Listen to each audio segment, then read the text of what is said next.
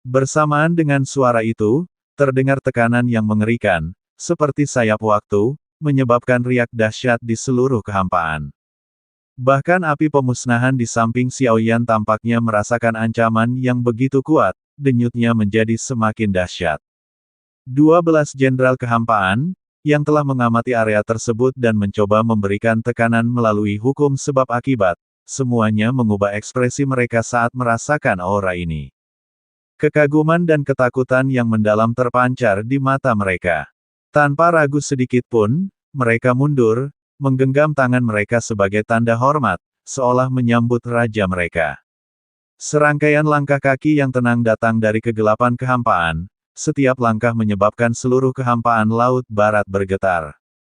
Sesosok muncul, berbadan tegap dan berpinggang ramping, mengenakan armor dewa kehampaan yang dibuat khusus. Otot-ototnya yang proporsional sempurna terlihat jelas melalui celah-celah di armor tersebut. Dia memancarkan aura penindasan yang kuno namun ganas. Sebuah pedang pengejar jiwa pemusnahan kehampaan dengan patuh melayang di belakangnya, bilahnya sedikit bergetar, seolah mendambakan jiwa kultivator alam tanpa harapan. Jangan terburu-buru, jiwa yang mulia adalah tonik yang hebat. Jika kau bisa melahapnya, bahkan yang mulia surgawi 9 yang pun akan ngiler. Matanya bersinar dengan dingin yang menusuk dan ketidakpedulian yang angkuh, ekspresi kepercayaan diri yang mutlak. Menghadapi kekuatan seperti itu, Xiaoyan tidak bereaksi seolah-olah menghadapi musuh yang tangguh atau mengalami perubahan ekspresi tiba-tiba seperti yang diharapkan oleh penguasa Void. Dia hanya sedikit menundukkan kepalanya, dengan lembut menggosok dahinya dengan jari-jarinya, seolah mencoba meredakan rasa sakit yang menusuk jiwa yang disebabkan oleh hukum sebab dan akibat. Jika penguasa Void yang bermartabat, Raja Abadi Taiksu, telah memanggil tabib abadi Void, dia tidak akan begitu takut. Dia hanya berani muncul sebagai avatar dari awal hingga akhir. Tampaknya menjadi Raja Hati Taiksu pasti melibatkan beberapa cara jahat yang tidak diketahui. Xiaoyan perlahan mengangkat kepalanya, menatap sosok yang muncul di hadapannya. Dengan kekuatan jiwa alam tanpa harapan, dia hampir seketika dapat menentukan apakah penguasa Void adalah avatar atau dirinya yang sebenarnya. Dok-ai berubah menjadi seberkas cahaya biru, menyusut seukuran telapak tangan, dan bersembunyi di lengan baju Xiaoyan. Xiaoyan meliriknya, berhenti menggosok pelipisnya, dan bertanya dengan suara berat, "Kau sudah menemukan tubuh fisikmu? Apa yang masih kau takuti?" Kata-kata ini seketika menghancurkan rasa puas diri di jiwa Dok-ai.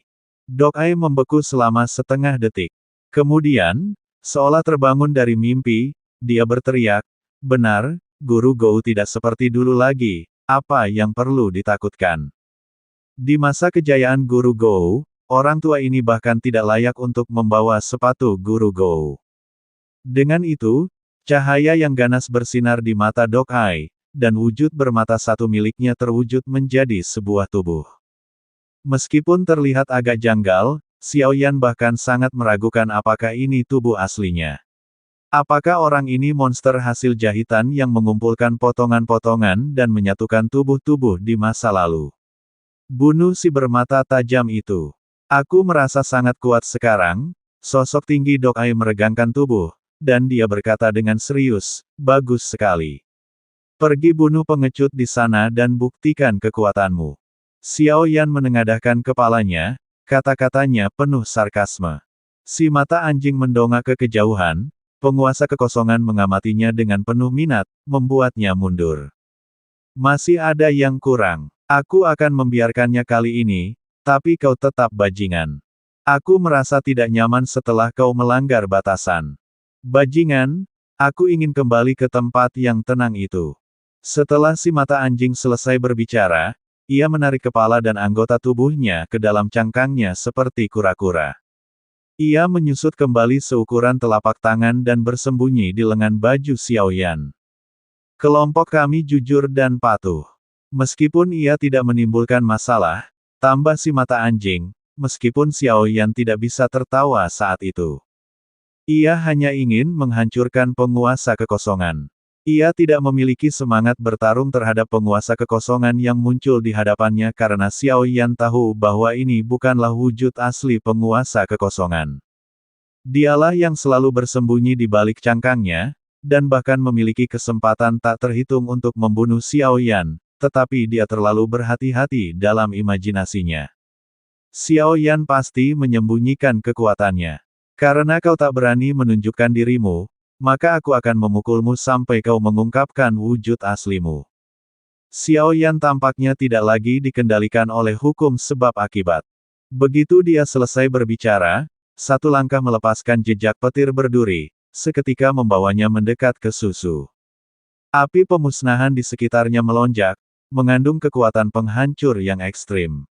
Sinar merah yang tak terhitung jumlahnya mengalir turun, apakah itu kekuatan aturan? Setelah mengamati begitu lama, metode yang mulia masih terlalu belum matang, penguasa Void mencemooh dengan jijik. Dia tiba-tiba mengangkat tangannya, dan dari telapak tangannya, cahaya hitam pekat meletus seperti mulut menganga dari jurang, membawa kekuatan korosif dan melahap yang sangat kuat. Si buta merah dan si buta hitam bertabrakan dengan hebat di kehampaan, dampak dahsyat dari aturan menghancurkan sekitarnya. Dalam bentrokan antara kobaran api pemusnahan dan aturan kegelapan, kekuatan jiwa dari alam kepunahan tanpa harapan kini menjadi salah satu kemampuannya yang paling ampuh. Pedang hati pembunuh jiwa yang tak terlihat. Hampir tak terasa, pedang itu menusuk ke arah dahi penguasa kekosongan, sebuah gerakan yang dirancang khusus untuk memutus jiwa. Mustahil untuk ditangkis, namun pada saat itu, penguasa kekosongan memadatkan dua jari di depan dadanya, menghembuskan kepulan kabut putih, dan benar-benar memblokir pedang hati pembunuh jiwa milik Xiao Yan. Sang Yang Mulia Pedang masih ingin menggunakan kekuatan jiwa untuk menyerangnya secara tiba-tiba. Sebuah seringai mengejek tersungging di sudut bibir penguasa kekosongan, suaranya bergema di kehampaan. Trik yang sama, menggunakannya lagi di depanku tidak ada artinya. Serangan jiwamu tidak efektif melawanku.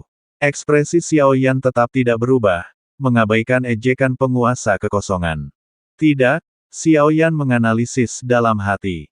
Pedang hati pembunuh jiwa itu patah bukan karena alam jiwanya jauh lebih unggul dariku, tetapi karena dia telah mengantisipasi gerakan itu. Pada saat benturan jiwa, Xiao Yan merasakan bahwa meskipun fluktuasi jiwa penguasa kekosongan sangat besar, fluktuasi itu kurang memiliki fokus yang alami dan tak tergoyahkan. Jiwa seorang kultivator alam tanpa harapan sejati seharusnya seperti jurang, beregenerasi tanpa henti, sementara kekuatan jiwanya seperti pohon tanpa akar. Kuat di luar tetapi lemah di dalam.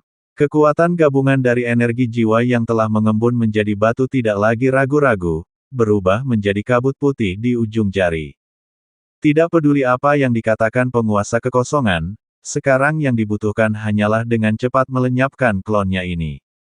Merasakan tekanan mengerikan dari jari ini, penghinaan di mata Su Zhu akhirnya sedikit mereda. Dia mengangkat telapak tangannya dan menekan keras ke udara, berteriak tajam.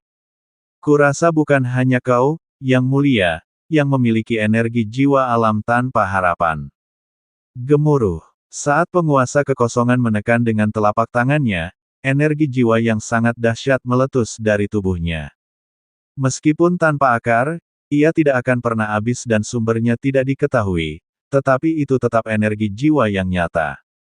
Keduanya adalah energi jiwa yang sangat kuat, dan serangan di bawahnya hanya terwujud. Mereka berbenturan lagi di kehampaan. Pertukaran singkat itu membuat kehampaan tidak mampu menahannya, dan retakan serta tanda-tanda kehancuran muncul di sekitarnya. Penguasa kekosongan sekali lagi menetralkan serangannya. Tepat saat itu, tanda takdir berkelebat di antara alis Xiao Yan. Klon pemakan jiwanya diam-diam melantunkan mantra dalam pikirannya, dan pada saat itu juga, kekuatan jiwa Xiao Yan melonjak sekali lagi. Kelemahanmu terletak di dalam jiwa ini.